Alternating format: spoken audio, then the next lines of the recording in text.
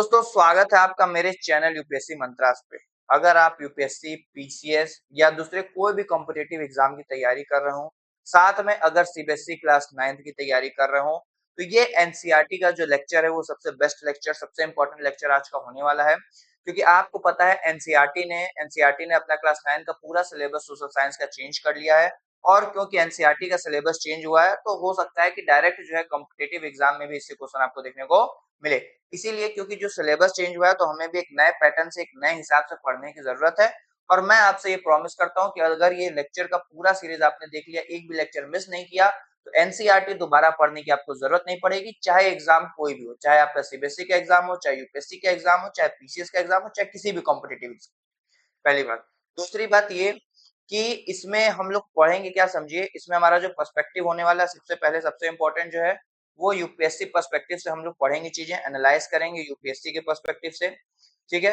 इसके साथ में करंट अफेयर को भी मैं लिंक कराऊंगा, कनेक्ट करेंगे हम लोग करंट अफेयर भी साथ में। और प्रीवियस ईयर के जो भी क्वेश्चन रहेंगे उसको भी हम लोग डिस्कस करते हुए आगे बढ़ेंगे।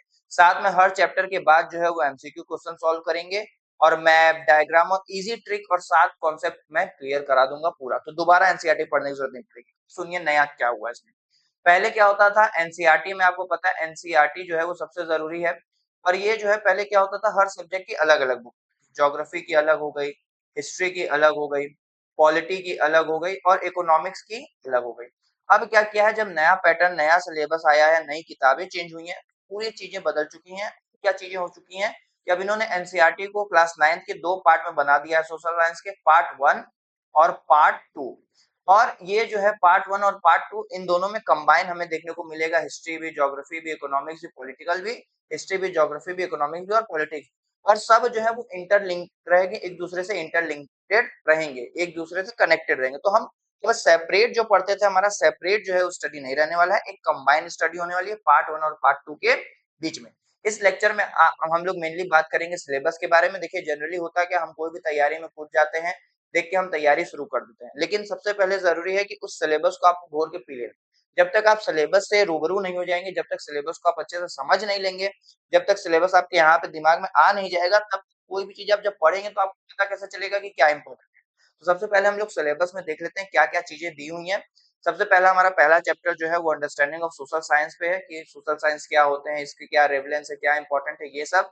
इसमें हम लोग क्या क्या कॉन्सेप्ट पढ़ेंगे, मीनिंग क्या है, स्कोप क्या है, रेवलेंस क्या है, सोशल साइंस पढ़ना क्यों है।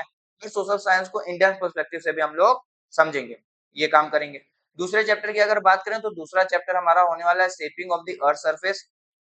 अर्थ का सरफेस कैसा होगा, इसमें हम लोग मेनली टेक्टोनिक प्लेट्स के बारे में बात करेंगे, अर्थ के इंटीरियर्स के बारे में, कोर, मेंटल, ये सब के बारे में बात करेंगे। वेदरिंग देखेंगे, इरोजन देखेंगे। आपको पता होगा ये वेदरिंग, इरोजन, ग्रेडेशन, ये सब कॉन्सेप्ट क्लास 11th के थे ज्योग्राफी में, लेकिन अब जो है क्लास 11th से किसमें हो गया, क्लास 9th में हो गया। इसीलिए बता रहा हूँ कि पढ़ना क्या है ये जरूरी है नए सिलेबस के हिसाब से।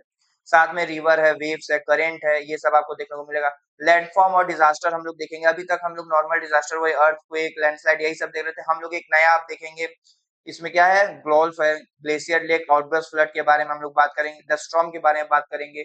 अगर हम लोग बात करें, तीसरा चैप्टर है, तीसरा चैप्टर हमारा एटमॉस्फेयर और क्लाइमेट होगा, जिसमें हम एटमॉस्फेयर में अलग अलग जो डिफरेंट डिफरेंट लेयर होती हैं, उन लेयर्स के बारे में बात करेंगे, एलिमेंट्स के बारे में बात करेंगे। इंडिया में जो सीजन आता है वो देखेंगे,